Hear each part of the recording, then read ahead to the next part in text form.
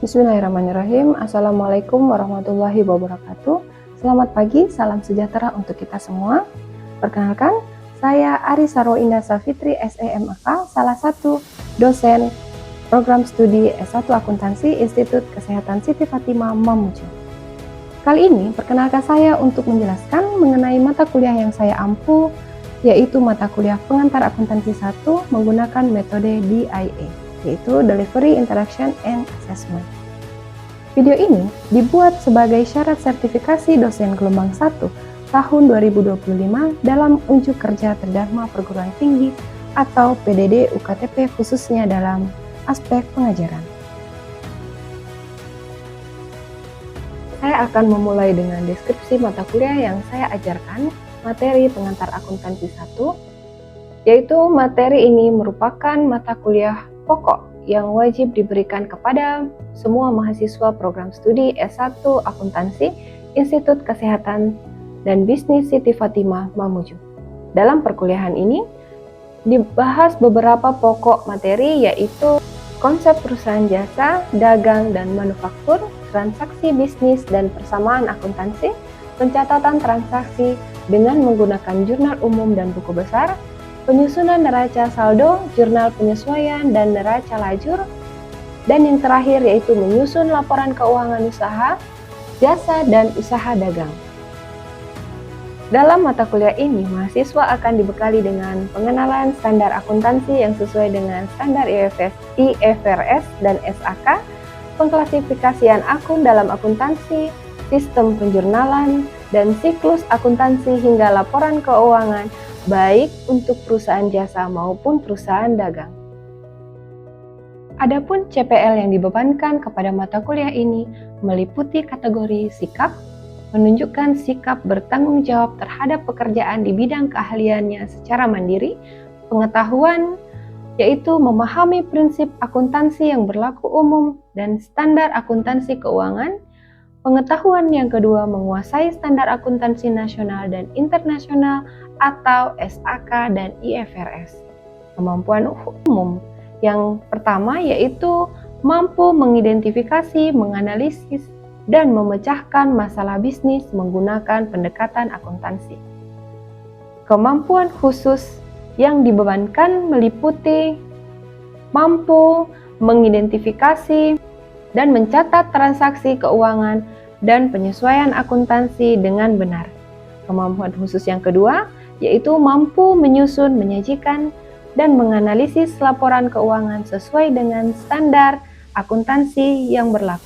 CPMK mata kuliah Pengantar Akuntansi 1 meliputi 1. Mampu memahami standar akuntansi yang benar yang berlaku umum di Indonesia, mampu menganalisis transaksi, mampu memahami siklus akuntansi keuangan, mampu menyusun laporan keuangan perusahaan jasa dan perusahaan dagang, mampu menyusun dan memahami laporan arus kas. Kemudian ada beberapa buku referensi yang saya gunakan dalam menunjang perkuliahan ini, diantaranya yaitu 1. Weijen Kemal Keso, Pengantar Akuntansi 1, edisi 2, penerbit Salemba 4, tahun 2019. Yang kedua yaitu Agus Purwaji, Pengantar Akuntansi 1, penerbit Salemba 4 di tahun 2018. Beberapa pustaka penunjang dalam melakukan mata kuliah ini yaitu dari e-book, jurnal penelitian, serta beberapa contoh studi kasus sebagai beban kajian untuk memudahkan mahasiswa dalam memahami mata kuliah ini.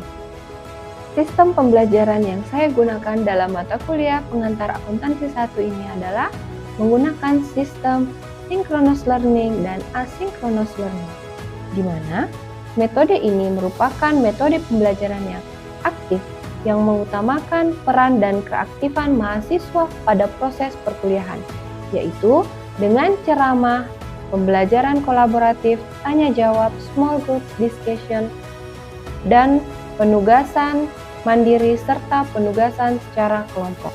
Pertemuan dalam mata kuliah ini ada 16 pekan pertemuan, di mana 7 pekan pertama adalah pekan sebelum UTS, kemudian pekan ke-8 adalah UTS, kemudian pekan berikutnya adalah materi, dan 1 pekan terakhir adalah ujian akhir semester. Untuk perkuliahan secara sinkronus dilakukan dengan cara tatap muka maupun tools web conference yang digunakan yaitu Zoom Meeting dan Google Meet. Untuk perkuliahan secara sinkronus yaitu melalui WhatsApp Group atau Google Classroom. Hal ini digunakan untuk melakukan penugasan secara mandiri maupun kelompok. Sedangkan untuk evaluasi pembelajaran mata kuliah pengantar akuntansi 1 yaitu dilihat pada aktivitas partisipatif meliputi tanya jawab, presensi, dan diskusi. Sedangkan untuk kognitif meliputi penugasan yaitu kuis, UTS, dan UAS. Untuk pembobotannya sendiri, setiap evaluasi pembelajaran ada persentasenya masing-masing. Jadi, untuk aktivitas partisipasif itu jumlahnya 25%, kognitif atau penugasan jumlahnya 20%, kuis 15%, UTS 20%, dan ujian akhir semester 20%. Demikian informasi yang bisa saya sampaikan terkait mata kuliah pengantar akuntansi 1 untuk mahasiswa program studi S1 Akuntansi Institut Kesehatan dan Bisnis Siti Fatimah Mamuju. Berikut ini adalah cuplikan bagaimana proses pengajaran yang saya lakukan secara sinkronus tatap muka di dalam ruang kelas, dan selamat menyaksikan.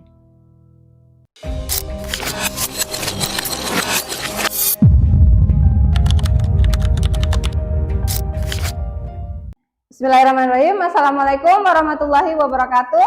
Waalaikumsalam warahmatullahi wabarakatuh. Selamat pagi adik-adik. Pagi. Semangat pagi. Pagi. Oke, masih segar semua ya pagi ini ya. Bagaimana kabarnya? Baik. Oke.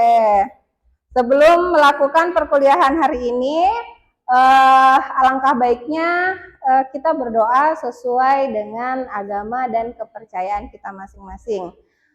Berdoa dimulai.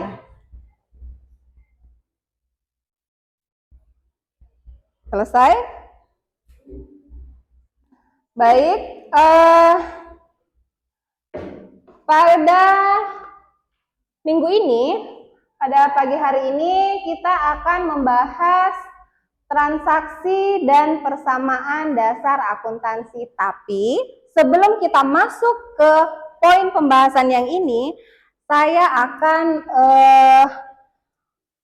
flashback dulu ke pertemuan yang sebelumnya ya. Ada yang masih ingat materi pertemuan? Ya, silahkan.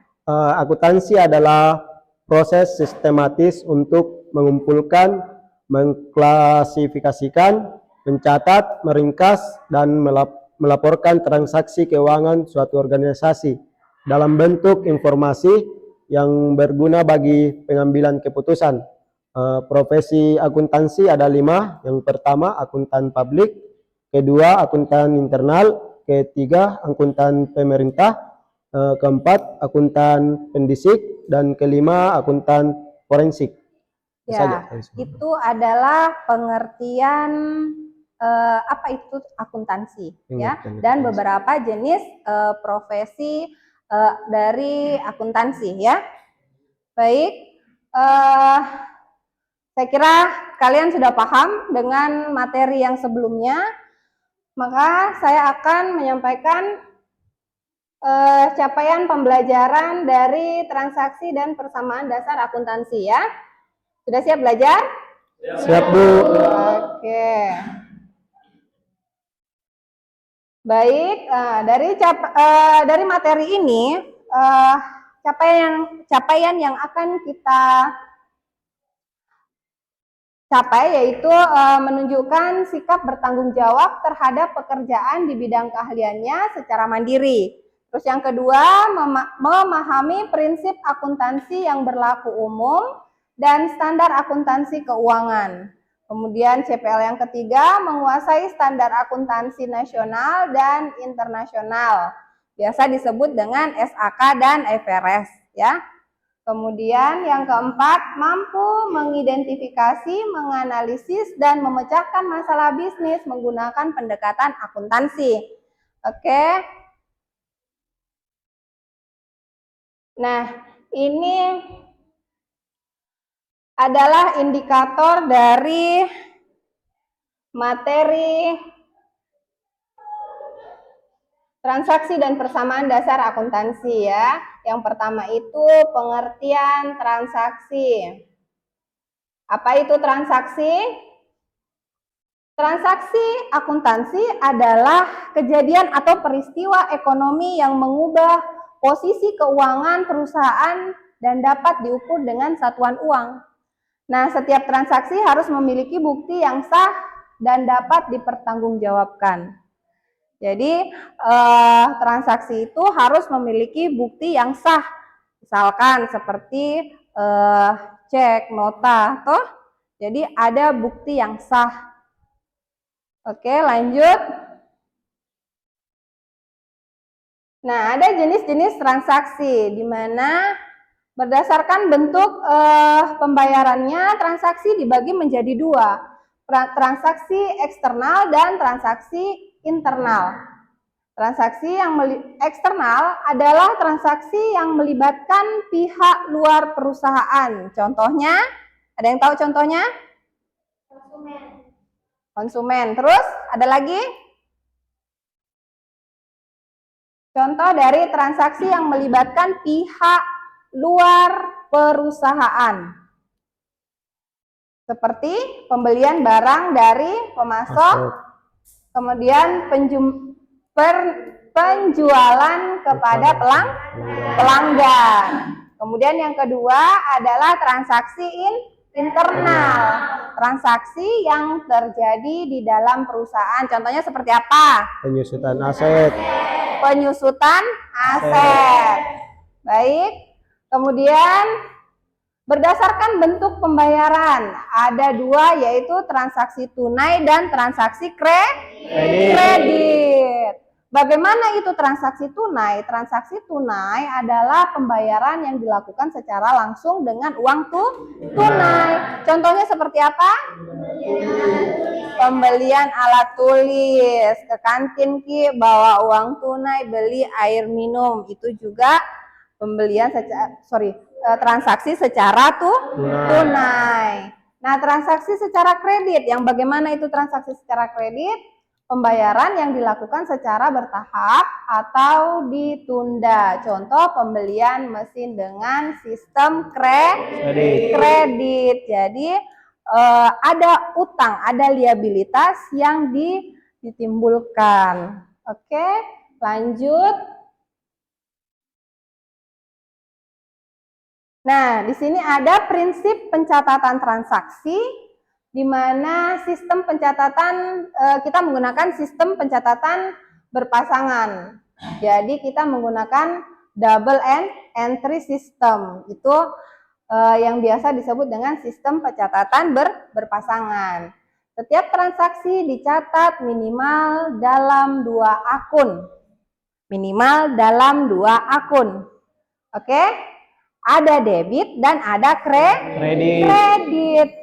Sisi kiri dalam debit adalah sisi kiri dalam jurnal, sedangkan kredit sisi kanan dalam jurnal.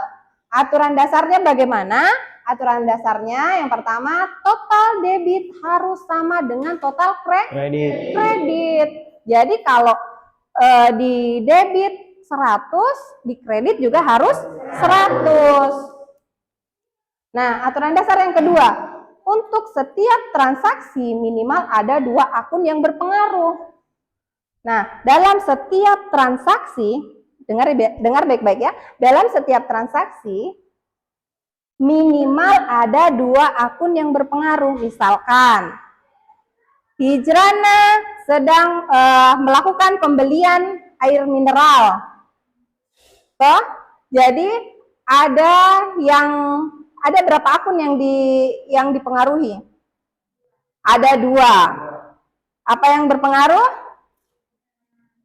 Uangnya Hijrana berkurang kemudian dia dapat air Mineral. air minum. Jadi seimbang seperti itu. Nah, persamaan dasar akuntansi adalah aset sama dengan kewajiban ditambah ekuitas.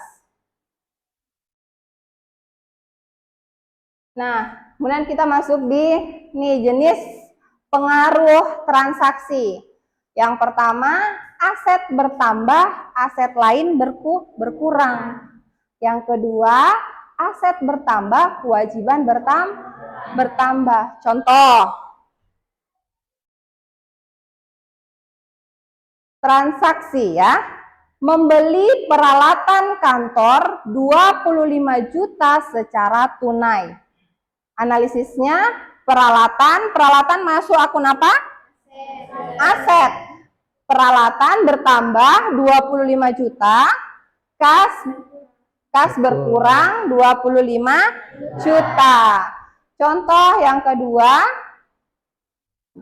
pengaruh terhadap persamaan. Nah, ini aset sama dengan kewajiban ditambah ekuitas. Jadi dari transaksi tadi itu 100 juta sama dengan 0 ditambah 100 juta. Jadi harus seimbang ya antara aset dengan ekuitas. Seperti itu.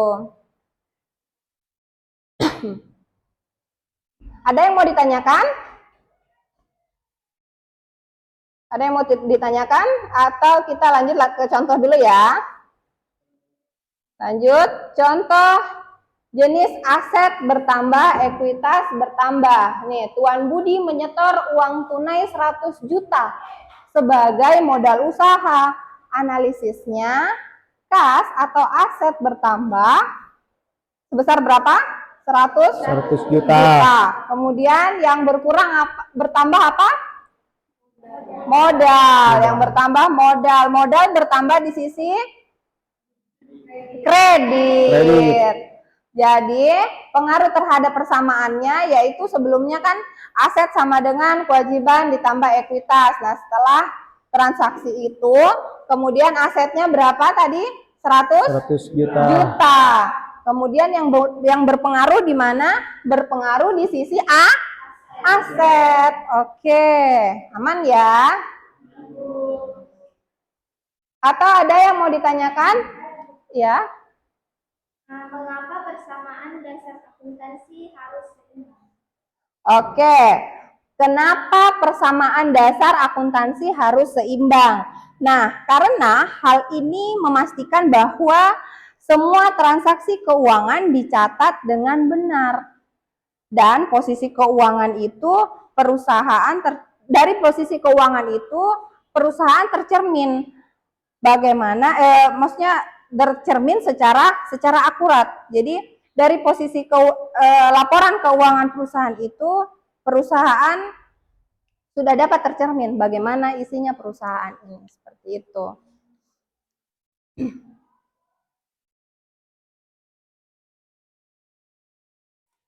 Oke, ada yang bisa menyimpulkan dari pembahasan kita hari ini? Saya, Bu. Iya, silakan. Transaksi bisnis mempengaruhi persamaan dasar akuntansi. Aset sama dengan kewajiban ditambah ekuitas. Setiap transaksi akan menambah atau mengurangi setidaknya 2 komponen dalam persamaan tersebut, menjaga keseimbangan. Pemahaman tentang persamaan dasar ini penting untuk menyusun laporan keuangan yang akurat dan memantau kesehatan keuangan perusahaan. Ya, jadi itu ya. Transaksi dan persamaan dasar akuntansi ini transaksi bisnis yang mempengaruhi persamaan dasar. Jadi, setiap aktivitas yang dilakukan dalam suatu perusahaan akan mempengaruhi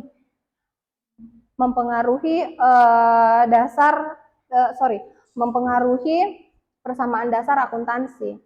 Jadi, ketika ada aset yang bertambah, pasti ada aset yang berkurang. Jadi ketika ada pertambahan pasti ada yang dikurangi, seperti itu. Jadi ada barang masuk, ada juga barang yang keluar. Jadi kalau ada peralatan kita beli, pasti ada uang yang keluar, seperti itu. Baik ya, saya kira cukup untuk hari ini. Untuk tugasnya, dari jenis pengaruh transaksi ini, karena tadi kita sudah memberikan contoh yang dua ini, jadi saya minta sama adik-adik untuk membuat contoh dari keempat jenis ini. Jadi ada aset bertambah, ekuitas bertambah, seperti apa itu. Kemudian aset berkurang, kewajiban berkurang, seperti apa itu transaksinya. Jadi seperti itu ya. Kemudian saya minta tugasnya diketik dan dikumpul di link Google Classroom ya, di Google Classroom yang kita gunakan ya. Itu dikumpul di pertemuan minggu depan tanggal 15 Juli 2025. Oke? Saya kira cukup untuk pertemuan hari ini. Mohon maaf jika ada salah dalam bertutur kata. Saya akhiri, wabillahi taufiq wal hidayah. Wassalamualaikum warahmatullahi wabarakatuh. Demikian deskripsi singkat dan proses pengajaran mata kuliah yang saya ampu. Semoga dapat memberikan gambaran kinerja pengajaran yang saya lakukan khususnya dalam mata kuliah pengantar akuntansi 1, program studi S1 Akuntansi Institut Kesehatan dan Bisnis Siti Fatimah Mamuju. Sedikit pantun dari saya, siang hari makan kuaci, makan bareng sama Ibu Asih. Cukup sekian pemaparan dari saya ucapkan terima kasih. Saya mengucapkan terima kasih yang sebesar-besarnya kepada seluruh tim penilai dan seluruh panitia pelaksana sertifikasi dosen gelombang 1 tahun 2025, khususnya Dirjen Dikti dan Ristek Kemendikbud Ristek Indonesia. Tidak lupa saya mengucapkan banyak terima kasih kepada Institut Kesehatan dan Bisnis Siti Fatimah Mamuju, Fakultas Ekonomi, dan rekan sejawat dosen, serta adik-adik mahasiswa yang sangat saya banggakan. Saya mengucapkan mohon maaf yang sebesar-besarnya atas kesalahan yang saya perbuat. Sekian dari saya. Wabillahi taufiq wal hidayah. Wassalamualaikum warahmatullahi wabarakatuh.